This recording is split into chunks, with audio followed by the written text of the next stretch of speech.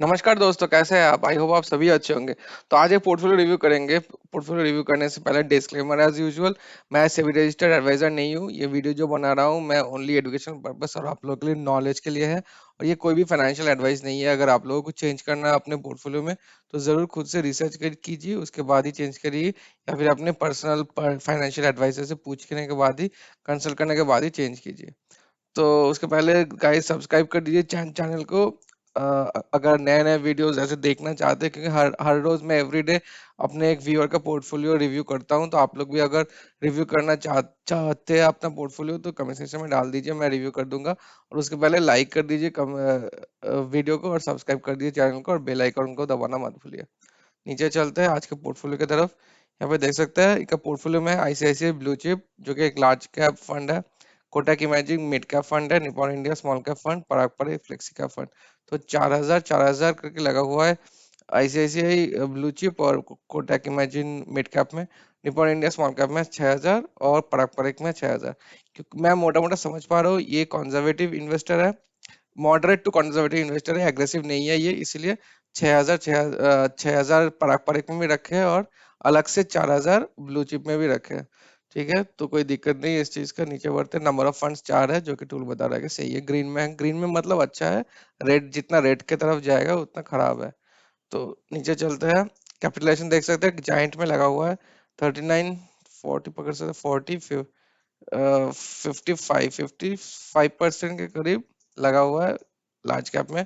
33% लगा हुआ है मिड कैप में, और 13% मान सकते हैं स्मॉल कैप में। थोड़ा स्मॉल कैप का परसेंटेज कम हो गया इसमें, लेकिन फिर भी क्योंकि ये कंजर्वेटिव इन्वेस्टर है और नया इन्वेस्टर है, ग्रोथ स्टाइल में इनका चल रहा है, तो ये क्योंकि नए इन्वेस्टर है, कंजर्वेटिव इन्वेस्टर है, इसलिए 13% ठीक है अभी के लिए। अब जितना आपको एक्सपीरियंस मिलता जाएगा उतने में ज्यादा इंक्रीज कर सकते हैं इसका वैल्यू। नीचे चलते हैं। फिनेंशियल में 21.75, कैपिटल गुड्स में है 11, सर्विसेज में है 9, टेक्नोलॉजी में 8.7, ऑटोमोबाइल 8, हेल्थ केयर 6, एनर्जी 6, और मटेरियल 6, और कंज्यूमर स्टेबल्स 5।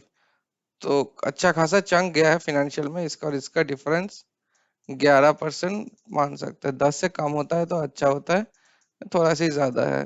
ठीक है, नीचे चलते हैं। एचडीएफसी बैंक हाईएस्ट है, एचडीएफसी बैंक और आईसीआईसी बैंक का। एक्सिस बैंक है, बैंक काफी है यहाँ पर। नीचे चलते हैं। बजाज होल्डिंग, यह भी इन्वेस्टिंग का ही है।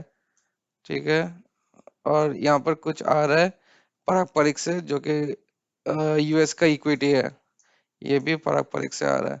तो देख सकते हैं मैक्सिमम इनका जायंट में लगा हुआ है, large cap giant, large cap, maximum giant में लगा हुआ है पैसा। ठीक है, ये क्योंकि ये नए इन्वेस्टर है इसलिए रहने दे सकते हैं हम लोग, क्योंकि इनको पहले थोड़ा एक्सपीरियंस लेना चाहिए। कि अगर मान लीजिए सारा ही मैं यहाँ पर स्टार्टिंग में ही दो तीन वाला मिड कैप और स्मॉल कैप कंपनीज ला दूं, तो बहुत वोलेटाइल हो जाएगा अपना पोर्टफोलियो।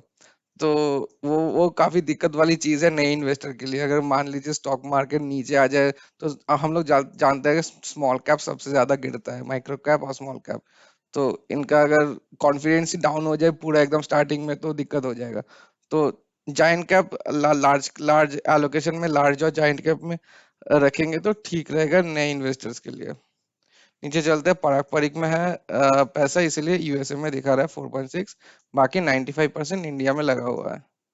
तो ये कमेंट आ रहा है अंकुर उपाध्याय जी का, बोल रहे sir, your new subscriber, please review. ये एक नया इन्वेस्टर है, ये जो फंड दिखाया मैं वही सब फंड्स है। तो क्योंकि ये नए इन्वेस्टर है इसलिए इनका मैक्सिमम जो चंक जा रहा है लार्ज कैप में जा रहा है। ठीक है, स्मॉल कैप में सबसे कम जा रहा है। देखिए, मेरा आपको एडवाइस यही है, आप स्टार्ट किए, क्योंकि आप स्टार्ट किए कुछ ही महीने, एक महीना या 1.5 महीना हुआ है आप स्टार्ट किए, तो इसीलिए आपका मैक्सिमम चंक जो लार्ज जा रहा है, लार्ज यहाँ से लार्ज कैप मिल रहा है आपको। ठीक है, ये पूरा फुल लार्ज कैप है आईसीआईसीआई ब्लू चिप।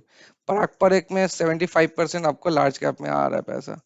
ठीक है, यहाँ पर 75% लार्ज कैप में लगता है, बाकी ये लोग 25% स्मॉल कैप और मिड कैप में बांट देता है। यहाँ पे निपॉन इंडिया स्मॉल कैप जो रखे हैं ना, ये यहाँ पर भी मतलब यहाँ पे 200 होल्डिंग्स है, 200 प्लस का होल्डिंग्स है इन लोगों का। ये 200 प्लस में भी काफी अच्छा परसेंटेज लार्ज कैप में जाता है, क्योंकि इन लोगों का पोर्टफोलियो को स्टेबल करने के लिए लार्ज कैप लेना पड़ता है इन लोगों को भी। तो निप्पॉन इंडिया से भी लार्ज कैप में जा रहा है। मिड यहाँ पर कोटक इमेजिंग मिड कैप भी है, यहाँ पर मिड कैप के प्लस प्लस लार्ज कैप भी, तो आपका अच्छा खासा मोटा परसेंटेज लार्ज कैप में जा रहा है। हालांकि आपका ग्रोथ थोड़ा कम होगा इस पोर्टफोलियो में, आपका रिटर्न्स के मामले में थोड़ा सा कम ही रिटर्न्स आएगा, लेकिन आपका एक स्टेबिलिटी रहेगा आपके पोर्टफोलियो में, क्योंकि आप एक नए इन्वेस्टर है और कंजर्वेटिव का टाइप का इन्वेस्टर है, इसलिए एटलीस्ट 1-1.5 साल तक आप रुके रहिए इस पोर्टफोलियो के साथ, थोड़ा सा एक्सपीरियंस कर लीजिए म्यूचुअल फंड्स का, स्टॉक मार्केट का, कि कैसे कैसे हो रहा है, ठीक है। कब मार्केट उठ रहा है तो आपका पोर्टफोलियो कितना इफेक्ट कर रहा है, जब मार्केट गिर रहा है तो आपका पोर्टफोलियो कितना इफेक्ट हो रहा है, एक एक्सपीरियंस कर लीजिए 1 साल तक एटलीस्ट, ठीक है। उसके बाद अगर चाहते हैं तो अपना अपना स्मॉल कैप का कोई कोई और भी एक स्मॉल कैप डाल सकता है यहाँ पर, या फिर अपने निपॉन का थोड़ा एलोकेशन इंक्रीज करता है, मान लीजिए एक नया कोई स्मॉल कैप डाल डाल सकता है, मान लीजिए क्वांट डाल दिए, या फिर महिंद्रा मानुलाइफ डाल दी, या फिर कोई सेक्टोरल फंड डाल सकता है, ठीक है। इससे आपका थोड़ा जो रिटर्न्स का परसेंटेज है वो थोड़ा सा हाई हो जाएगा, लेकिन फिलहाल जैसा आप कर रहे हैं सही है, कोई दिक्कत नहीं है। बस थोड़े टाइम के लिए बने रहिए मार्केट के साथ, मार्केट का देखिए, एक्सपीरियंस लीजिए मार्केट का, ठीक है। कि आपका आपका आपका रिस्क प्रोफाइलिंग कीजिए कि आप कितना रिस्क ले सकते हैं, उसके बाद ही अपना डिसीजन चेंज कीजिए। लेकिन जो भी मैं बताया वो अपने खुद से रिसर्च करना और अपने एडवाइजर से पूछ के करना। गाइस वीडियो यहीं पर एंड करते हैं, लाइक और सब्सक्राइब कर दीजिए चैनल को, और कोई भी कमेंट सेक्शन में कोई कमेंट है कमेंट सेक्शन में डाल सकते हैं, या फिर अपना पोर्टफोलियो रिव्यू करना चाहते हैं ऐसे ही, तो कमेंट सेक्शन में डाल सकते हैं। मैं हर दिन एक का पोर्टफोलियो रिव्यू करता हूँ, तो आप लोग भी जब जब डालेंगे तो 1-1.5 हफ्ते में आपका रिव्यू हो जाएगा। Thank you so much for watching, have a good day.